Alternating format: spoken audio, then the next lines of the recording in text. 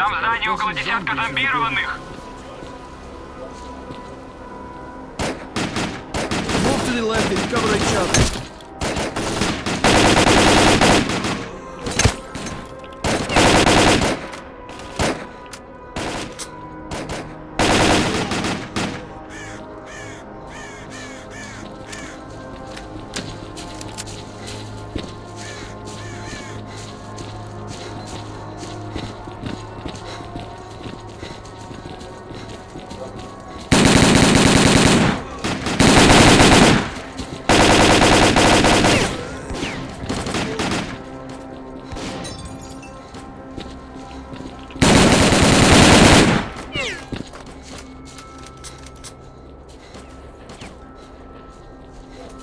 Every zombie in Pripyat is going to know we're coming. We've got to move faster. Run! Вот так!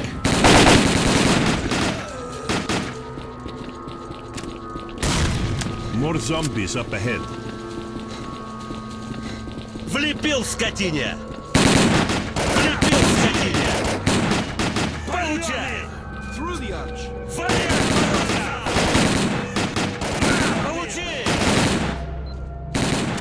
Получай! По отморозкам! Огонь! На, получи! Stingray, where are you?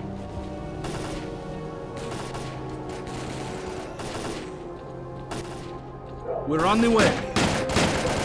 Our orders are to take off if we come under attack, so hurry the hell up. Roger that. We'll be there soon. На гранату!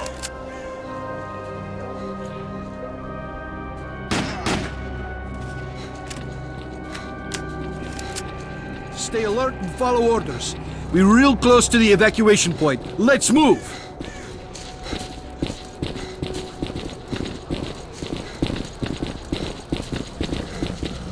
Those bastards again. Maybe we should go around the building. There's no time. Check your weapons and fire at will.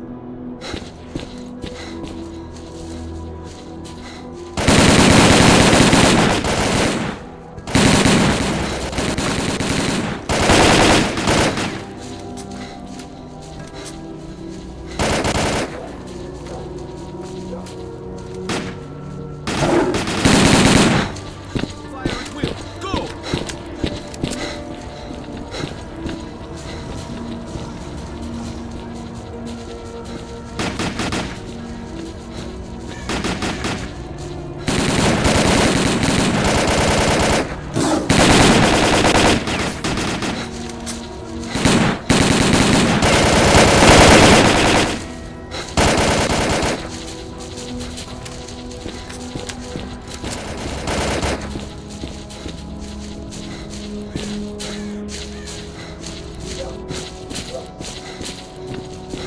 What was that?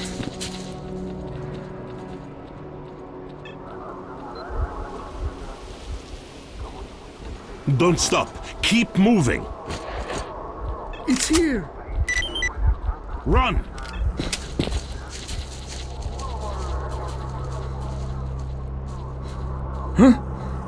Okay, run.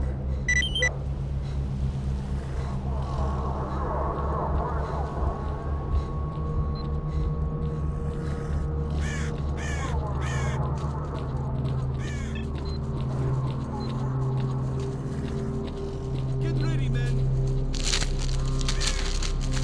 Major Detailer, if we're taking heavy fire from an unidentified enemy, we cannot hold out for long.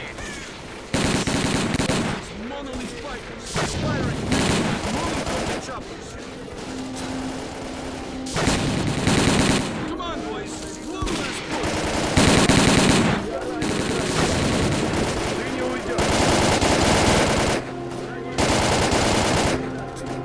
To the choppers, go! Go! Go! Огонь! По отморозкам! Огонь! Так тебе! Получил? Так тебе! Получил?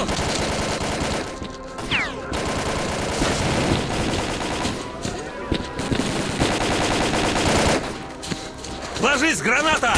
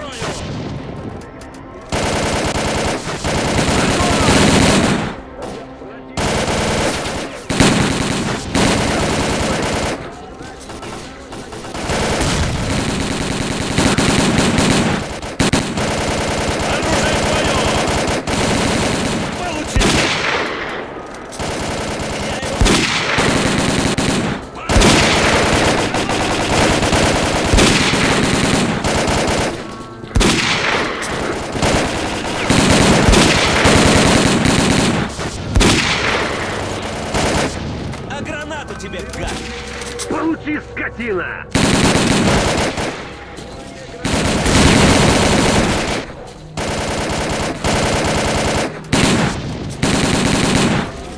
Лови гранату, гад! Копытился, гад!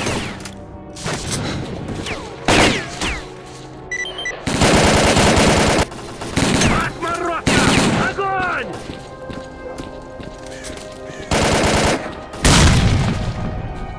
Я прижал его! Вперед!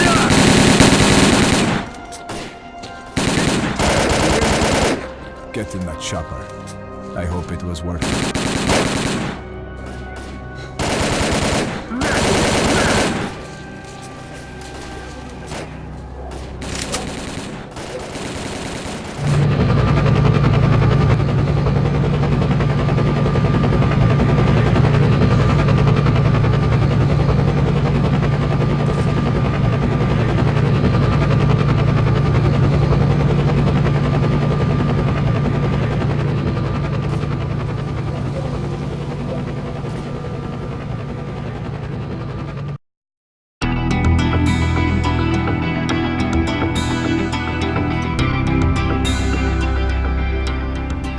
As a reward for successfully completing his investigation, Degtyarev was offered a promotion to colonel and the position of mission coordinator. He declined the opportunity to work at the HQ and submitted a personal request to be sent to the zone as the USS Permanent Observer. The information about the development of psi devices obtained by Degtyarev alerted USS commanders. All the information gathered on X-designated laboratories was removed from military archives and filed as top secret. All personnel working in the zone were ordered to prevent the disclosure of information about the laboratories at any cost. Several experimental samples were made on the basis of technical documents for Item 62.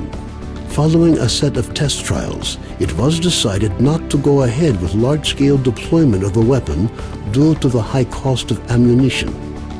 Nonetheless, it would be reasonable to assume that further development of the Gauss rifle is ongoing. Skadovsk became home to any and all who could reach it. Fierce stalker resistance did not stop the bandits from making regular and ultimately unsuccessful attempts to establish their so-called order on the ship. Despite this ongoing struggle, the Skadovsk carried on its unique brand of life. Unfortunately, it didn't last long. Bloodsuckers from the lair near the Skadovsk found the way to the ship.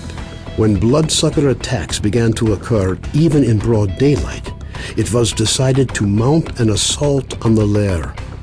Unfortunately, the hunters failed to advance deep into the tunnels, and soon afterwards, a wave of bloodsuckers annihilated all the ship's residents in one fell swoop. A fragile balance was reached between freedom and duty squads at Yanov Station. Tired of the endless struggle, fighters of both factions started leaving their squads and joining the Free Stalkers. The scientific expedition, organized by Professors Herman and Ozersky, was a success. The data they collected facilitated the development of groundbreaking medicine and technology, which prompted the Ministry of Education to allocate additional funding for researching the zone. Gary's stories about the Army's fate scared stalkers away from Pripyat. The few who dared to venture into the city ran into inexplicable phenomena, which added further dark strokes to an already gloomy picture of the dead city. Organized mercenary squads continue to be active in the zone. Their interest in the secret laboratories is becoming increasingly difficult for USS operatives to ignore. Attempts to establish the identity of the client who hired the mercenaries proved unsuccessful. The area around Yanov Station gained a reputation for being one of the most dangerous places in the zone. Fewer and fewer stalkers make it back from raids, many dying at the hands of mutants within view of the camp. One of those missing is Trapper, who set out to track down a chimera on what appears to have been his last hunt. The rumors of Zulu's fate reached the leader of Duty, General Veronin. Counter to most expectations, Veronin decided to posthumously award Zulu with the Silver Shield, Duty's highest decoration. Vano headed off to the freedom-controlled military warehouses, where his cheerful personality and optimism quickly earned him the popularity they merited. Ultimately, he took charge of a small group of researchers involved in investigating anomalous areas. Senior Lieutenant Sokolov continued to take part in flying missions over the zone. During one such recon flight over Limansk, his aircraft was shot down by mercenaries. 2 weeks later, he was picked up by a patrol near the cordon. Within a month of his rescue, Sokolov had left the Air Force, joining a civil airline instead. Having overcome his alcoholism, Kardin left the Skadovsk. Stalkers said he went to look for his missing friends. Several days later, he returned, suffering from wounds and radiation poisoning. As soon as his wounds healed, he left the zone for the second and final time. Strelok passed on the information he obtained on his trip to the Chernobyl NPP to the USS commanders. This prompted the government to create a scientific institute for research of the Chernobyl anomalous area. Strelok took up the position of chief scientific consultant to the institute. When Colonel Kowalski, commander of the Stingray Group, returned from the zone, he was forced to explain the reasons for the failure of Operation Fairway. Following a dragged-out investigation and the brass's failed attempt to make him the fall guy, the colonel was finally given an honorable discharge.